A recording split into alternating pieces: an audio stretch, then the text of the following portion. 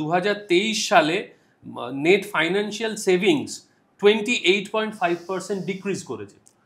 হ্যাঁ, এখন সেইটা এই যে সেভিংস কমেছে, এটার এফেক্টের কথা পরে বলছি, এটার কজটা যদি বোঝার চেষ্টা করি, এটার কজ কিন্তু নানা রকম হতে পারে। মধ্যবিত্তর ইনকাম ফল করেছে সেটা বোধহয় সত্যি নয়, ইনকামের গ্রোথটা কমেছে। হ্যাঁ, ইনকাম ভীষণ স্ট্যাগনেন্ট হয়ে গেছে। স্ট্যাগনেন্ট হয়েছে, কিন্তু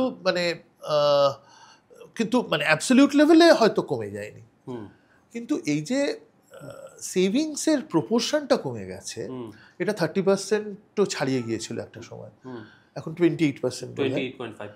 তো এইটার একটা কারণ হতে পারে মধ্যবিত্তর অ্যাসপিরেশনস বেড়েছে, অর্থাৎ জীবনযাপনের ভালো জীবনযাপন করার ইচ্ছে বেড়েছে।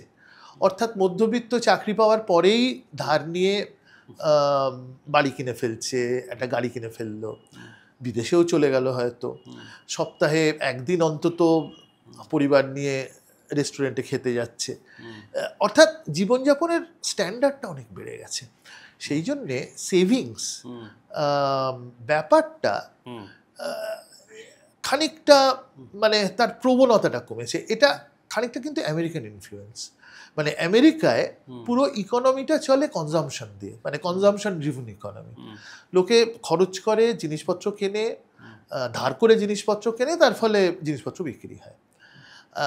সেই মডেলের দিকে আমরা পুরোপুরি যেতে পারিনি, কিন্তু খানিকটা হয়তো যাচ্ছি।